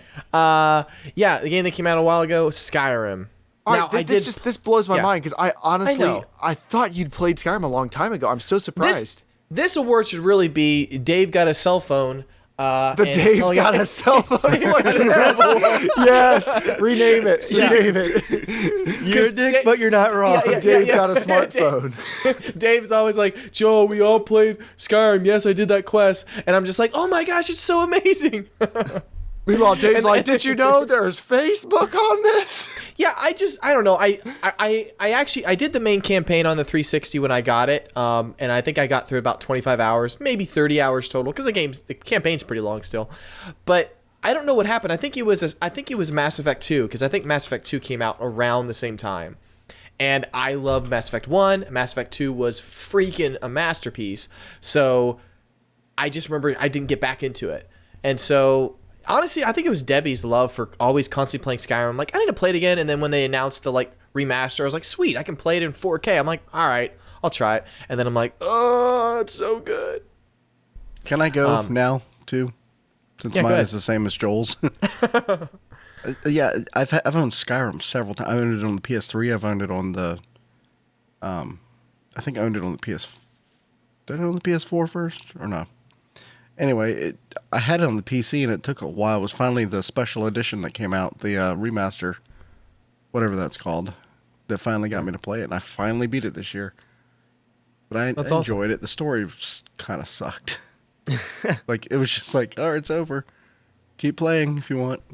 Like, okay, thanks. I was picturing going, well, you can play if you want. All right, thanks. that was about as exciting as the ending was. Yeah. I've been saving the 2 DLCs to play completely in VR, so I've got about almost 40 hours of VR now for Dawn Guard, and then I'm going to do the Solstheim one, or whatever that one's called, next. That's really cool. And I'll add Dying Light since I played that for the first time this year. Nice. All right. Up next is the. Well, Dave. Oh, I'm sorry. Oh, Dave, I skipped you. I'm so sorry. I'm sorry. And I got some things to say here. So put the boy. brakes on, Mr. Podcast Leader. I'm so sorry. I began my single player excursion last month by diving into Dishonored 2. And when I say diving in, I mean that I played for 2 hours in early December, said this is pretty good. I'm going to save it for Christmas break, and for once I actually followed through. And I played the entire game in December, mostly over Christmas break. The exception of like 2 hours this week. I just beat it last night, like literally last night. Dishonored 2 is a masterpiece. I think the only real issues at launch were performance was pretty bad for a lot of people. And I got some dips in my playthrough, but it was like into like the 50s, like everything cranked up. So it looks like that is mostly ironed out, but I really enjoyed the first Dishonored. It just got a little bit stale before the end. Dishonored 2, though, every level is a completely different set piece. And so even though you're kind of picking your playstyle, usually like stealthy or aggressive like the first game, because you're not just in the city of Dunwall like the first game, and again, every level is a very unique set piece, the game always felt fresh, even if you were using the same strategies and tactics, because you were applying it to new scenarios every time. What an incredible game. I immediately bought the, I think it's the Death of the Outsider standalone expansion pack last night after I beat the main Dishonored 2 game. I think Joel was right, too. I don't think I've played through a single-player game this quickly since BioShock Infinite in 2014. Like, I ripped through this game and bought John a copy. I loved it so much. Because I felt guilty because I got it for like $11 on sale. And I was like, this game is so good. I'm a dirty thief for paying $11 for it. So I bought John a copy. I'm going to talk more about it, I think, in a standalone video because I need to break it down some. Dishonored 2 was incredible.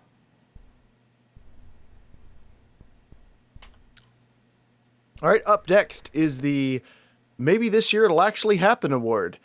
F 2017, what are you most excited about for 2018? Joel, what are you most excited about? Kingdom Come Deliverance. I have a raging excitement for this game, and I'm really hoping it delivers. Yes, I'm trying to raging excitements. No.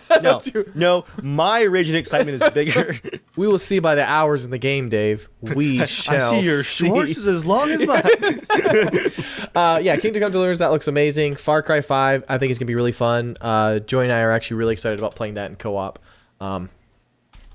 And Fallout VR, which I'm really hoping comes to the PlayStation. Just loving the crap out of Skyrim right now, so that'd be cool to play Fallout. And then Red Dead 2. My gosh, please, that is going to be good. It's going to be so full of good old-fashioned rustic wooden treasure chests where we can see what we... I was going to say the same thing. I can't wait to see those really realistic and lore-friendly loot crates as they're exploding, not confetti, but like wood shavings out of the loot crates. Boom! Back when they didn't have paper. Yeah.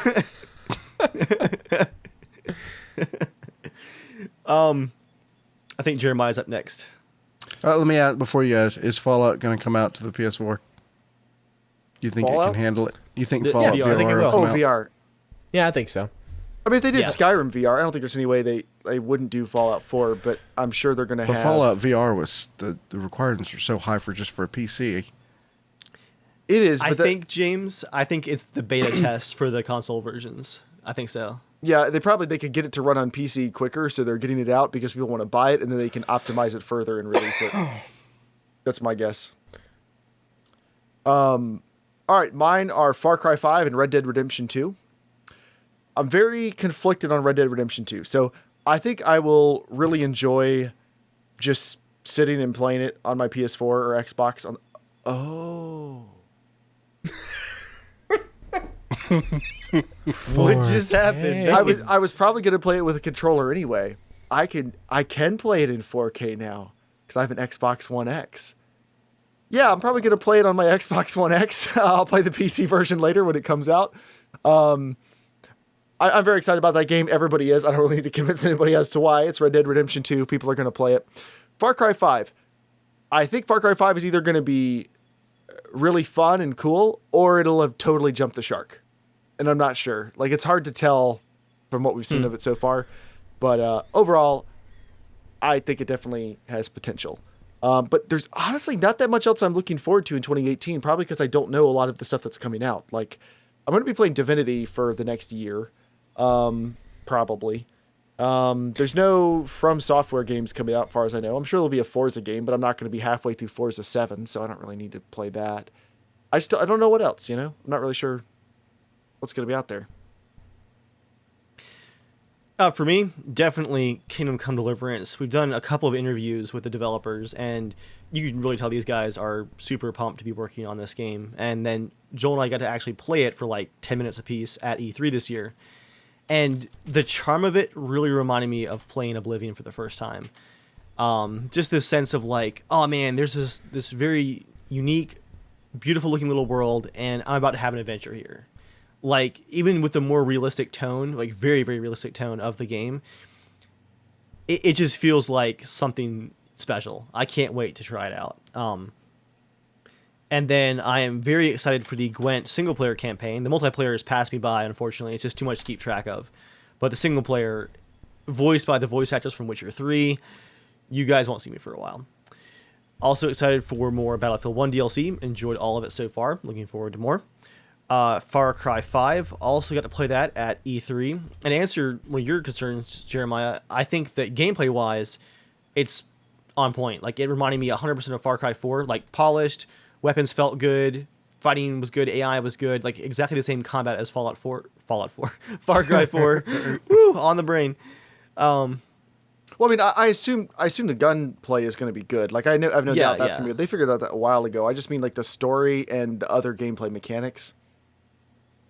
I don't know. The story has some cheese going on from the gameplay I've seen so far, but from what I played, the setting was really great for the Far Cry mechanics. So as long as the cheese is done in the right way, I think it could be really good. And then, of course, Red Dead, because I'm breathing in 2018, basically. That's it for me. Looking up forward to the year, yeah. All right. James, that's a list right there. Dang. Yeah, I made a list. So first on the list is the DayZ beta.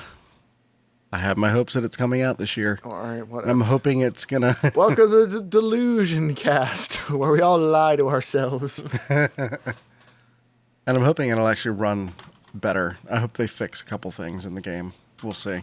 Well, now we can start a new countdown. What's coming first, DayZ's beta or nuclear war? Yeah, that's a bet I don't want to take. The heat death of the universe, or DayZ. We can play DayZ in real life. Hey, I need to practice first, though, even at low frame rates. Red Dead, of course. Dave, you need to play Red Dead 1 before. It's passed me 2. by. No, it has not. It has. How has it passed you? Dave, This is by the time the year of Witcher the 3 single is going to player look like for an you. old game by the time you finish it. You might as well play Red Dead. It's so long ago. I don't have an Xbox. Is it? Did they release it? Is it backwards compatible? It's on the Xbox One.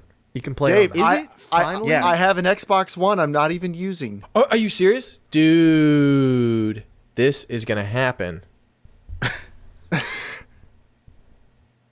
Jeremiah, he needs to play that Continue game. the podcast.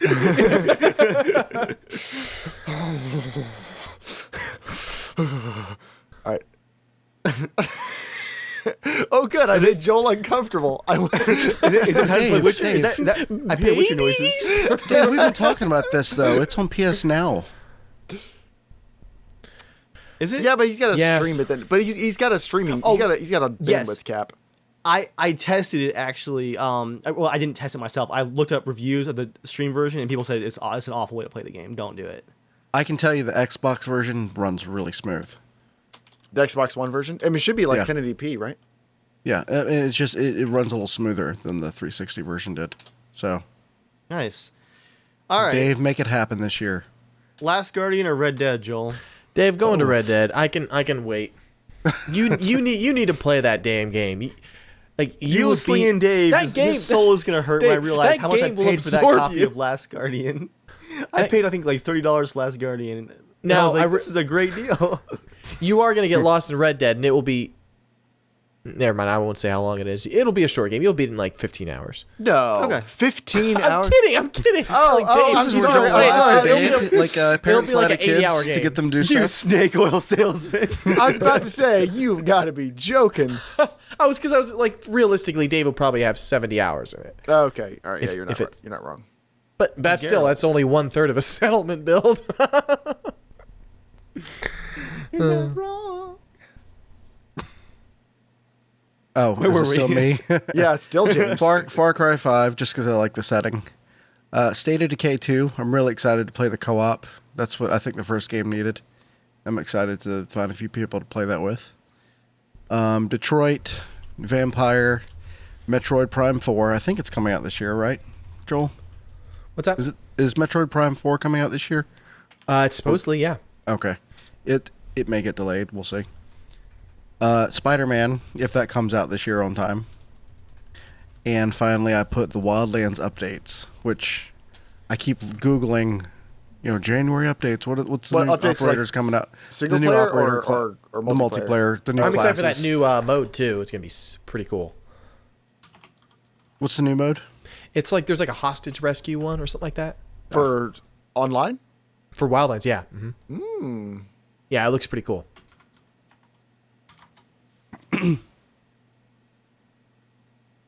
That's it. Oh, that's all. Okay, I just assumed there was going to be more. All right. The Sweet Escape from This Life of Pain Award. Your favorite immersive single-player game of 2017. Joel, what do you use to escape the pain this year? Oh, man. Shit. Right? I put You just Breath of the reminded Wild- him of his pain. Now he's got to go play. I put Breath of the Wild, but then I'm really thinking, I think it's Skyrim. Go with what you... It's Must got to be escape, Skyrim. must I'm so escape. sorry, Nintendo. Breath of the Wild's so close. It's so close. But Skyrim has to be, yeah. Nintendo, I mean, Nintendo, hey, it's a whatever yeah, Nintendo yeah. is, just sitting there like they just kicked something over. Ah, curses. We lost one. Now wait, didn't you buy Skyrim on your Switch as well? No, I haven't. No. Oh, you only bought it once this year? Mm-hmm. Okay. Well, I mean, I bought Twice. the VR one, so it's twice. If there was a save game transfer for Switch, it would be downloaded already. I'm telling you, they really need to I do know. that. They've had on I so know. many. If I could, all right, well, yeah, we've covered that I mean, a if they thousand have times. yeah. Anyway. They just need to save it all. For me, absolutely Dishonored 2. Incredible game, incredible story. Can't wait for the DLC. I'll be playing that very soon. James? I won't be faithless to Nintendo, so I'll say Zelda for you, Joel. I also say I played Resident Evil 7 this year. I don't know if it came out this year. I think it came out last year, but I actually really enjoyed it. It was the first one I really enjoyed in a long time.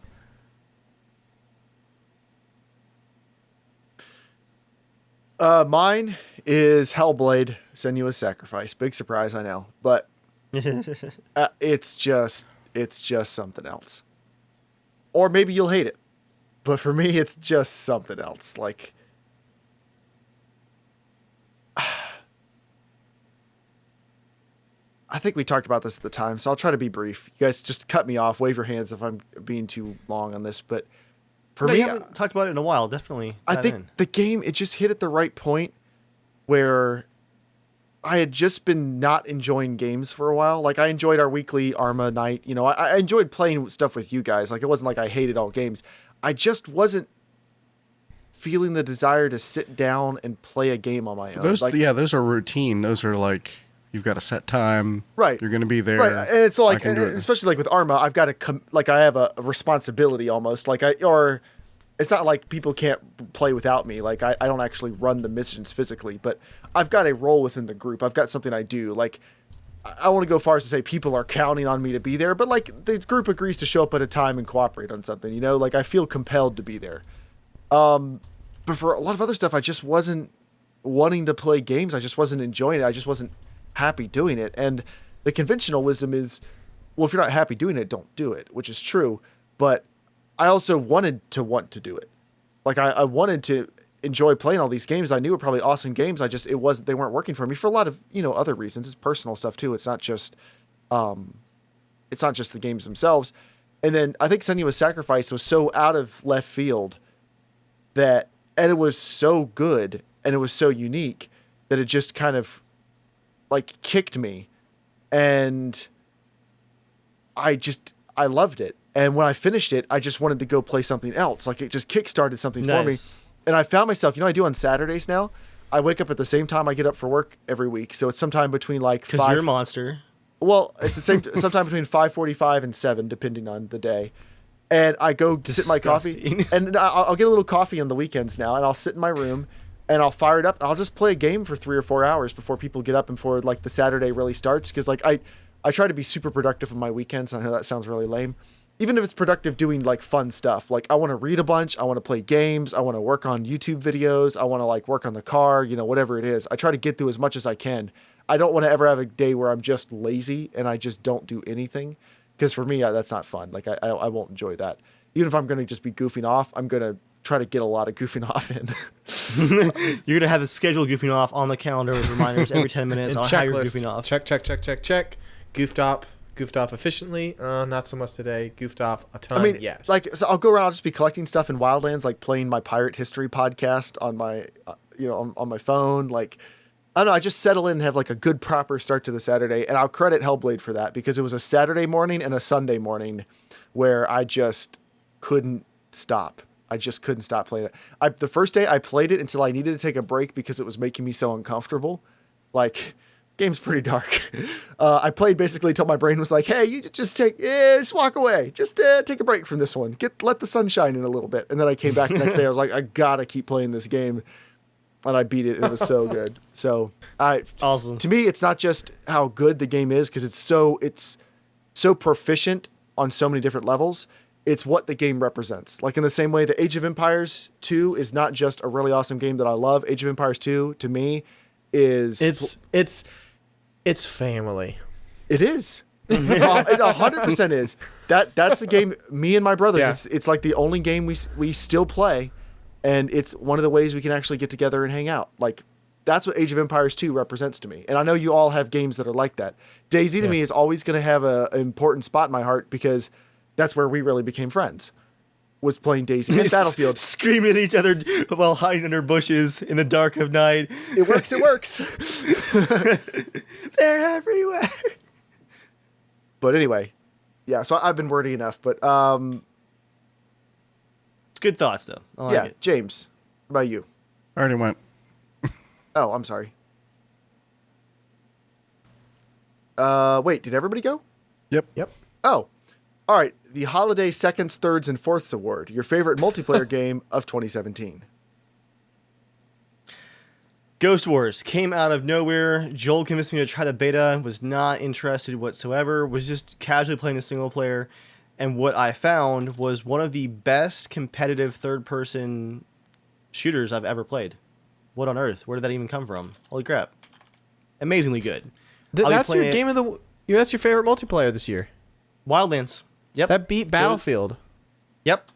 Wow, that's awesome, dude. Technically, Battlefield launched in 2016, so that was my pick last year. But if Battlefield came out this year, it would honestly be a really hard pick. Yeah. That's pretty cool. That's amazing that they created a game that was... And every patch that they have launched, they've broken a couple of UI things, but like the in-game stuff has been interesting and unique and fits well into the game. They've had a consistent patch schedule with one big content patch per month. They're like averaging like 4 new maps and 2 new classes a month right now, plus like special events like the Predator and a new stuff. mode here and there. Yeah, new modes. Like, holy crap, they're dropping tons of content for this PvP. And the fact that it's literally just the add-on to the base game blows my mind. They could sell this as like a standalone thing if they wanted to. But I think we talked about it before. They need to almost advertise Ghost Wars as its own thing. It's like bonus single player attached. So good. I want to piggyback on Dave since I put the same game. About the updates.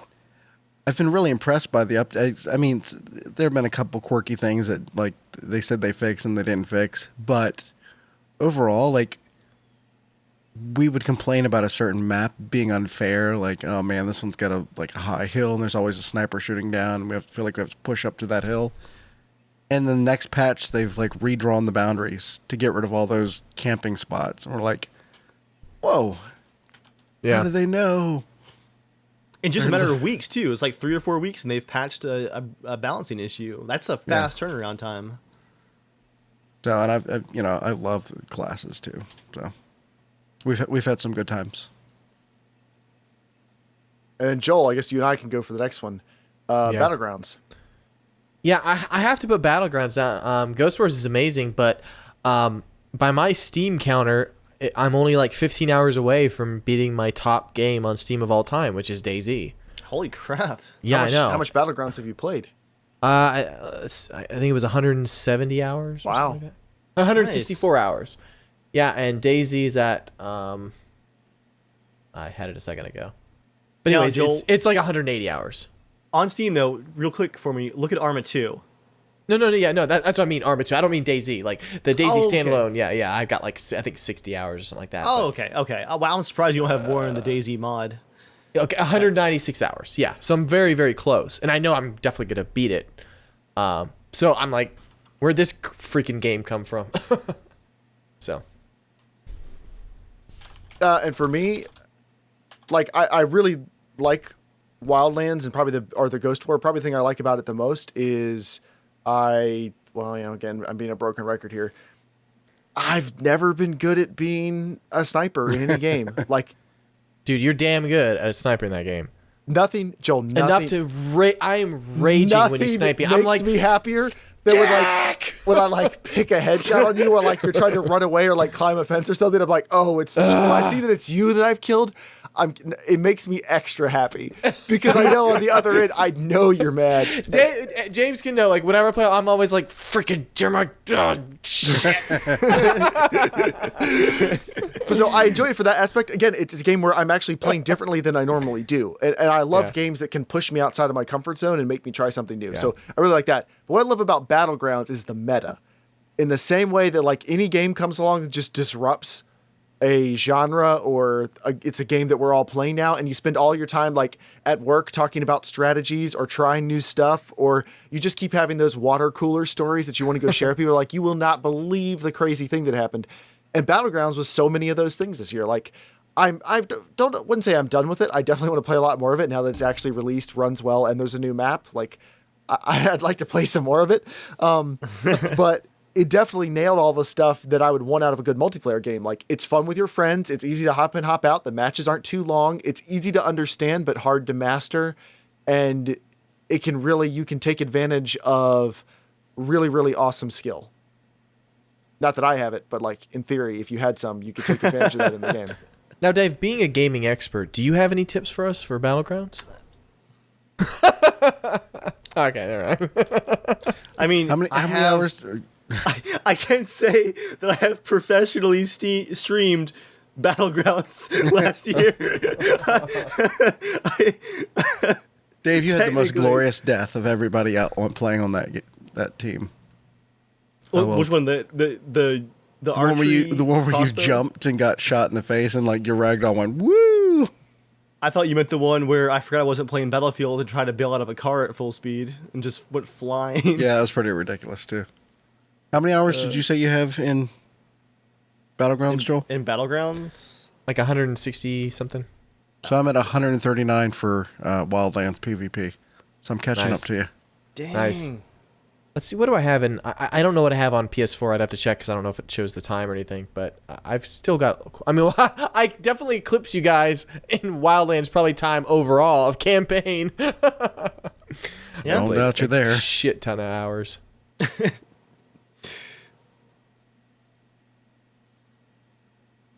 But yeah, I mean, Battlegrounds... That game came out of nowhere like Rocket League. That was just like, where does this come from? Yeah, I guess I might play it. Oh my gosh. What happened?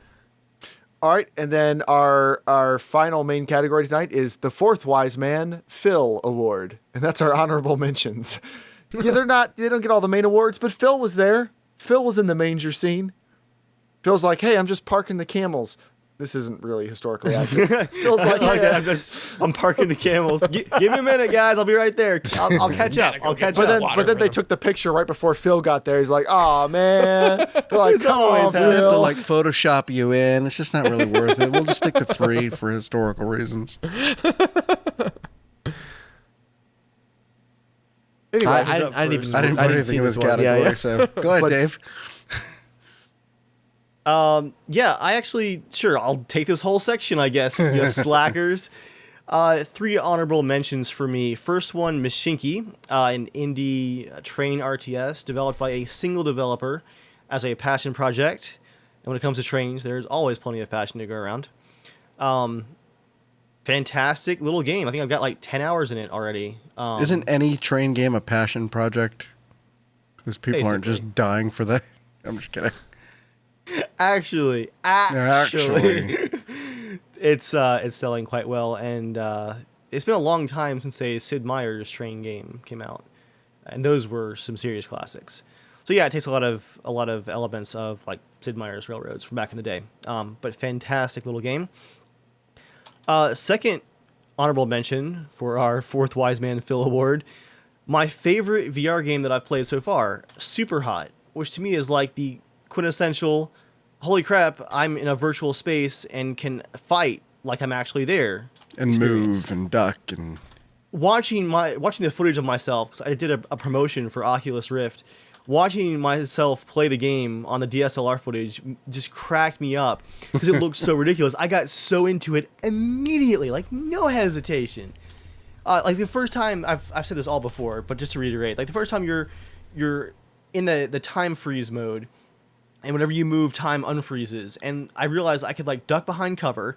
I've just seen where the bad guys are, but now I'm totally behind this obstacle, and I can just blind fire and then lean around to watch my bullets speed up through time and hit all the bad guys that I couldn't even see because I was literally in the office, like crouched over the floor, like this, doing the gat sideways. It's just the most intuitive VR game that I've played, and I loved it. What a fantastic game! I did just pick it up this year. I mean, this past week. Oh, nice. Like, honestly, I think if I ever have someone over who's like, hey, you need to try VR, that's just the first game I'm going to load up. It's awesome. And Rising Storm 2, a game that we played a bunch of in May and June as a group when it first came out. Fantastic realistic shooter. My brother, he got one of my review copies because we got a couple of codes to do some multiplayer together. My brother has played hundreds of hours of that game. Oh my gosh. He loves it. He's like a professional freaking Cobra pilot in that game now. We played over Thanksgiving break, like a whole bunch of the CSG guys. It was like 8 or 9 of us. And my brother hopped on, and we don't have many of the same games right now. But he's like, yeah, like I'll hop on and play with you guys. He's like, yeah, here, I'll fly the Cobra. And we had like a 10-minute run in the Cobra, massacring the enemy. But we need to play that some more because it's had a lot of polish since it came out, and playing with the group back at the end of November was a lot of fun. All right, and that brings us to our final game of the year. Each of us gets one game. It'll probably be something we've already talked about on the show tonight. Yeah. But let's go around a circle. What is your game of the year? Battlegrounds. Really? Yeah. You don't sound happy about that. Not Skyrim? Because honestly, Not like, Zelda. okay, here's the weirdest thing. Honestly, I would kind Not of debate. Mario. I debate that it actually could be Golf Story. Nice. Nothing wrong with that. I know there's nothing wrong with it. It's a hard choice because I've got ain't nothing wrong with that. I've got like 20 hours something like that. I've got maybe like 4 or 5 hours left in it, and it's one of those kind of things where I'm like, that was such a surprise treat of a game, like I think like the Senua Hell Racer. I forget the name. Senua Hell Racer. Yeah. But like, you know what I mean? Where like it was like Soma years ago, where when it came out, I was just like, I don't know. There's just it clicked, and it was like, I know I love all these other games, but I'm like, I just could not stop playing that game, But I think it's got to go to Battlegrounds because it's a game I know I'll be playing for a really, really long time, and it's fun every time I play it. So yeah, just barely, I think, but cool. Golf Story second. Dave. Game of the year, again, it's awkward because it's from technically just barely 2016, Dishonored 2, fantastic game. But I wanted to give Arma 3 an honorable mention here because we're still playing every week, and this year has been the best year of Arma 3. They released new DLC, they released the 64-bit version of the game, and as the other Arma admins can attest to, this is the most low maintenance that any Arma game has ever been. Like, we haven't updated the mod pack in forever. Although the game James just works. James, I need to hop in with you and help you. There's some newbie problem going on your end I need to help you with because it's funny because it worked fine the first few times. Yeah, I know. Whatever it is, like, and this has happened before. Like, it's not this exact problem, but people have run into problems like this. So I mean, don't feel bad. But for everybody else, it's been very problem free. We actually had a really the cool thing we did this past week I really liked is we had a guy fly the helicopter drone. And then the rest of us went on foot, and it was great being able to send somebody up. We had 3 teams. So we had a long range team. Mm-hmm. Yeah. Too. So we've got like a spotting team with a drone pilot attached, and the drone pilot's like clearing a base out and calling stuff out to us. And then we've got a team that goes in on foot and hits them. Which good thing we had the drone hit them first because somehow we ran out of ammo and disabled a vehicle almost immediately. Like Tyler said, he put the vehicles at half ammo, but I don't like. There was 3 guys at the first base. I don't understand how we ran through a couple hundred rounds of ammo. That's all I'm saying. But so be it. Shooting with prejudice. Yeah, the filthy casuals or Wraith Squad, like, we clear a base like nobody's business. Just clearing a base out of foot mobiles will end with buildings toppling down, many, many deaths, and hasty helicopter excursions as, like, Rome burns behind us. Like, there's only one way those missions always go. Joel, are you ready to come back to Arma? I would. You would not. You would not. Just no. I don't want to, but I do kind of have an interest to just try it how it was because when I played it with the last couple times that I played it, it was just, oh man, I just want to kill myself. But I wouldn't. I don't know how to install any of the freaking mods and stuff that you do, so I would just need someone to just install it for me and get it set up. Because if I had to deal with that again, I would just hate every second of it when I burn my computer. But if you got that to work and I could just join in on a mission, and Dave says you put everybody into like just small groups of 4. Like, I only be hearing 4 people talk, then I would join one. Yeah, and I would play realistic. I mean, I might shoot somebody by accident, but, like, I wouldn't, like, try hunting down, like, the random cops I did the other time, or whatever it was. But I will say blue on blue. Yeah, Task Force Radio is probably my favorite mod about that. Oh, makes the game amazing. You don't hear everybody. You only hear the people in your proximity. And you can do, like, the long-range radio chat, but for the most part, you're just hearing... Like, it takes TeamSpeak and, like, basically... Structures makes it not TeamSpeak anymore. Well, yeah. Dave, if you TeamSpeak into my TV... Install mods. What is it? If you just said if you TeamSpeak into my TV. Okay, Grandma. Wait, what is it? What is Team viewer. Team viewer. Yeah. If you team into view your computer. into my computer. Yeah, the computer right here. This is the computer right here. TeamSpeak into my TV. Hashtag old man Joel. Everybody in the chat, I want to see it. Hashtag old man Joel. Whatever. If you connect or come over, Dave, just get it all downloaded, set it up. I will join you for a mission. That hopefully it's just one that's just not freaking driving for 30 minutes, because that killed my soul, man. I timed it out. We were in cars for an hour and 50 minutes total that night. I was like, I did nothing but sit. I was like, I can't do this.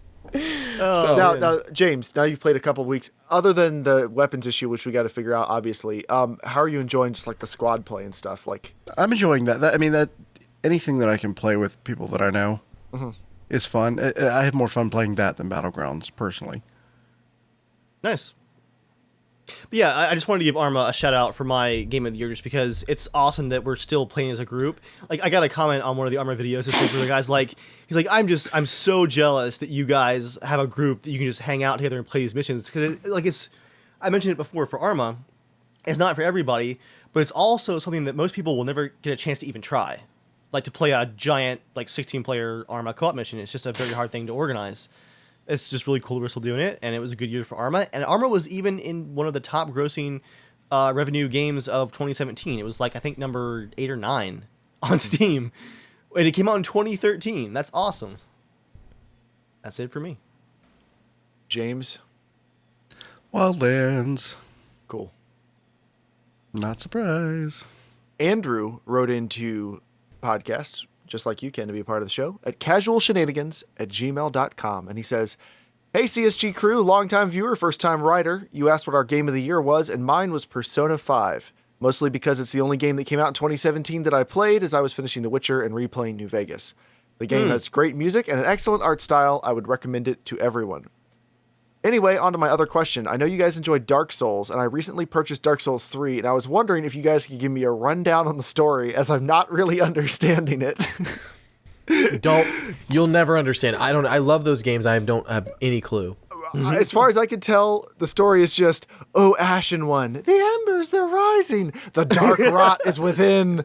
And then you basically just kill a whole bunch of things. That was a really good summary. That's basically Dark Souls is great evil, light within, kill stuff, because that's the way we solve problems. Everything regenerates. Ashen One.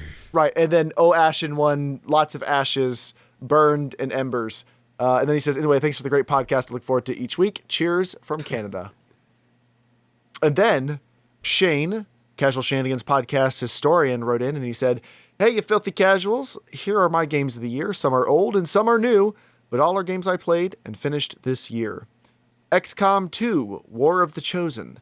It's an expansion, technically, but it's such a massive expansion, it basically becomes an entire new game, plus more. I've pumped 125 hours into it on top of my 120 hours I had on the base game, and I'm still playing it now. The mod support is excellent and will extend this game for a long time for me. Ghost Recon Ghost War.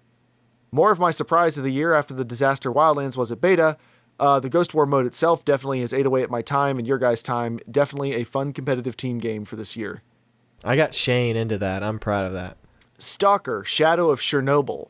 It's 10 years old at this point, but I played through it the first time this year, and I loved every minute of it. It's probably become one of my favorite games I've played. This game is my Fallout. Oh, Shane, our souls have just become one. Make the souls kiss. Oh, they're way past kissing. All right, other games I enjoyed this year, too, are Dirt 4, Sonic Mania, Metro Last Light, and Wolfenstein 2, The New Colossus. Interested to find out what your games of the year are. Stay casual, guys. I just got Metro. Wow. I just got Sonic Mania for the Switch because it felt right to get it on there. But that was one of my games. The new Metro was one of the games I'm looking forward to next year also. I'd forgotten about that one. Metro Exodus. I completely forgot Dirt 4 came out this year and apparently was really good. How do you forget a driving game, Jeremiah? Well, there's a lot of driving games, and Forza is kind of my jam. I mean, oh man, Need for Speed Payback. Ugh. Did you buy Gran Turismo? No. Forza's better, and they're actually putting out Forza games, so it's great that there's a Gran Turismo game after 4 years on the system. But with Forza, I can have a full game, not like a beta for a game, and they release one every year, and they're all great. So, Forza. It's funny, my son got an Xbox at his mom's house, and I've got the Xbox app on my computer, and I keep seeing these achievements pop up from him playing the game, from playing Forza. I'm guessing he's really enjoying it too. But yeah, Need for Speed Payback was not even a shiny turd. Just a turd. Not even polished? No, it wasn't polished. Massive frame timing issues. Turd. It's just like a lumpy, moist little puddle coming out just turd. That was It's really that moist if it's graphic than I lumpy. was Usually if it... Never mind. Yeah. Like cottage cheese, you know? I love cottage cheese. That makes me hungry for cottage cheese. It sounds really good. Wait, that sounds really good. No. Don't try to just remember something to move on. Sorry, go back. That story made you hungry for cottage cheese. Does somebody say shit? I love cottage cheese.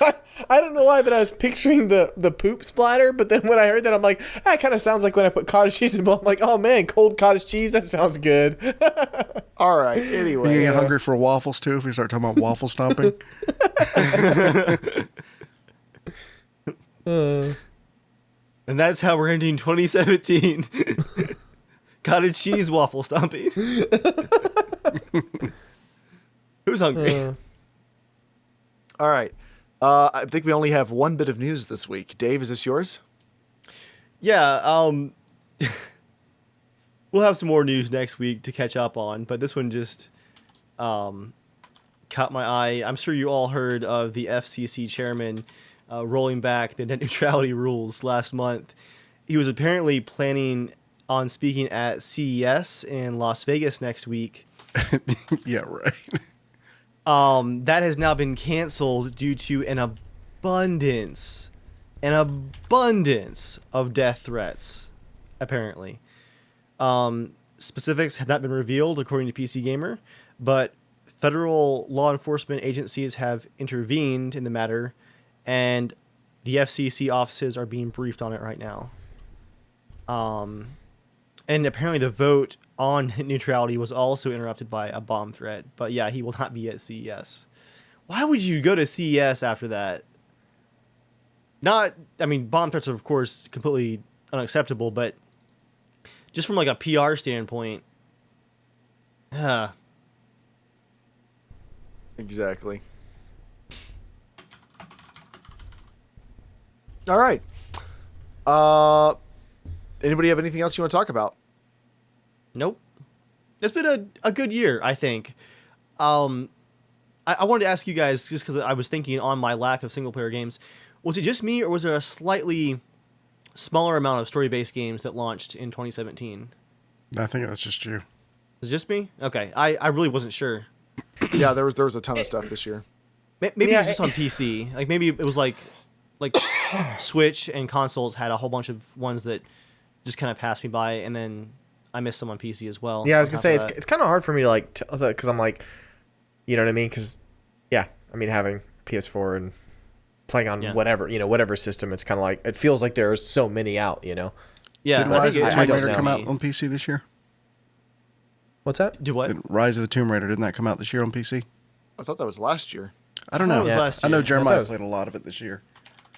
Oh, that's a game I need to get. I really want. I love the first one. I need to buy that game, and it's probably going to be PSN Plus soon. It came out February 9th, 2016. So the beginning of For 2016. PC? Yeah. Or Xbox? Wow. For Xbox, it came out November 2015. Remember, because on Xbox really? it released this. I think it was the same day or the same week as Fallout 4. Pretty much just shipped it out to die. It sold like 500,000 copies. Like it was just pitiful. I was actually really grateful for Far Cry 5 being pushed out. You know what I mean? Because I'm like, it sucks because I love, there's certain games I'm enjoying really playing and finishing, and I'm like, but it's like crap when there's like so many games. Because I didn't put Horizon Zero Dawn on here because it wasn't really on my list. It looked really good, but just nothing really. It didn't just seem like a game that I'd be really that interested in. And I haven't even played Uncharted 4, the DLC one, and it looks awesome. I loved Uncharted 4, but I'm like, It's because I think, I mean, it doesn't have the main character that I really like, and it's kind of like, I know it's going to be good. It's not going to really matter probably to me, but I'm like, I haven't even gotten around to that because I'm like, I'm too busy playing so many other good games. I was surprised for Wildlands, that is, that how much it pulled me in and played a crap ton of hours of that. Because again, the beta was awful. Yeah, I know. I mean, Dave, you remember me? Like, I was so pissed. I was like, this game. We all were. Remember? You guys ripped it to shit. I'm yeah, not I know. kidding. That's why I had no idea. Well, let's go through the hype cycle. So it's announced at E3. We see some gameplay trailers and stuff, and we're like, "Does this look like the best co-op game? This looks like the best co-op game." And then we get all excited, and then there's a playthrough of it at E3 the next year. And as soon as the playthrough was done, we all looked at each other like, "Huh." Like, are we all thinking the same thing? And I think we were all kind of like, that didn't look very good. And then the beta comes out and we're like, oh, this really isn't good. And then the game actually releases and Joel starts playing single player. He's like, guys, it's really pretty good. It's really pretty good. And we're all like, yeah, I think it's not going to happen. And then we slowly start getting into the single player because Joel stuck with it. Thank you, Joel. And I made a video, a very in-depth video. Don't forget that. That's true. By the way, Joel, that video has been trending over Christmas break. What's it up to now? It's past 200,000 views now of your face in the webcam. 200,000, Joel. That pleases you. But yeah, you stuck with it, and then Ghost War came out, and then that was just like another shot of of epinephrine of this is incredible. Oh, so good. But yeah, I mean I guess we didn't really have a category for game that really redeemed itself this year, because that would definitely be Wildlands. And honestly, totally redeemed itself. It would. I mean, kudos to them. I really hope they make a sequel to that game. Like, I hope it's done well enough. I mean, it has sold a crap ton of copies. Yeah. We'll find out. Joel. It's one of their biggest hits, I think, actually, of all time. And I think it was number 3 on Steam in 2017, maybe 4. Something like that. Like, it was huge. Where's everybody in multiplayer? Ghost Recon Wildlands is their... Block this. No. Dragon Ball Z. Get out of here. It was Ghost Recon Wildlands when launched was singled out as the biggest hit of the year. Ubisoft says it's true. Blah, blah. Breakdown of sales. No number. You garbage site. Oh, good. I think it's well past like 25 million was last I heard. Wow.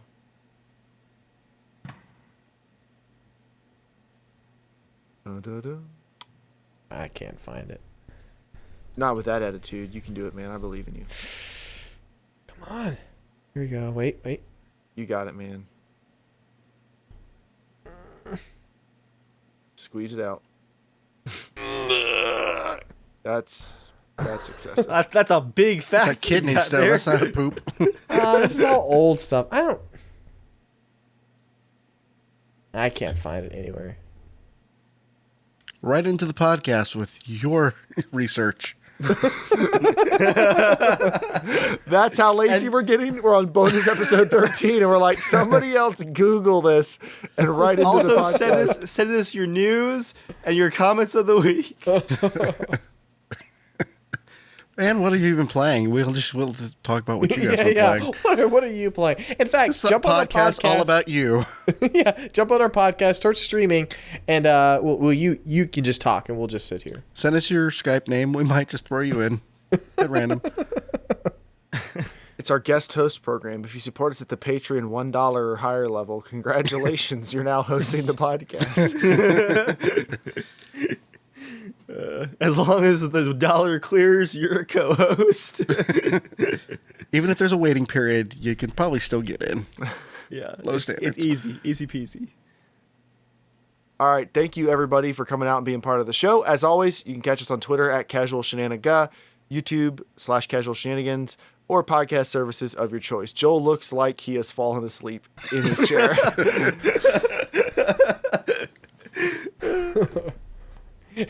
We've made it to podcast episode 213, 12?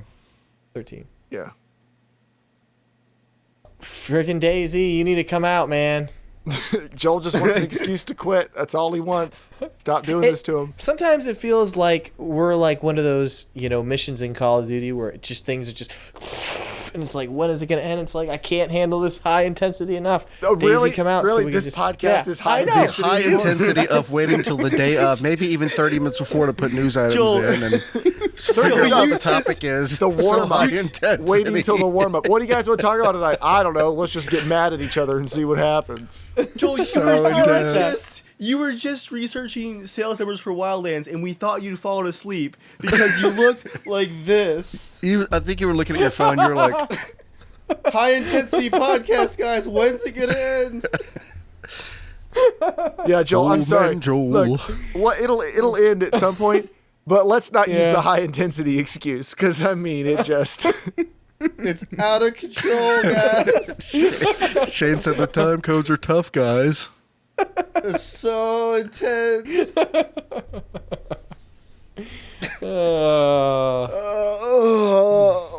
Until next time, stay casual.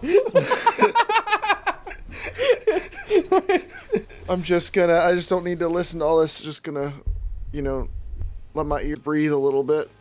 Just move this down over here. So anyway, thanks everybody. See you guys for in coming out. 2019. Part of the show. I can't tell if everyone's talking because my headphones aren't in. I see people, but I don't really know what we're gonna do now. I guess it's time to go to sleep. So anyway, bye. Are we all gonna meet under the table? All around the table together. Well, can you feel me? I'm touching you. I'm touching you right now.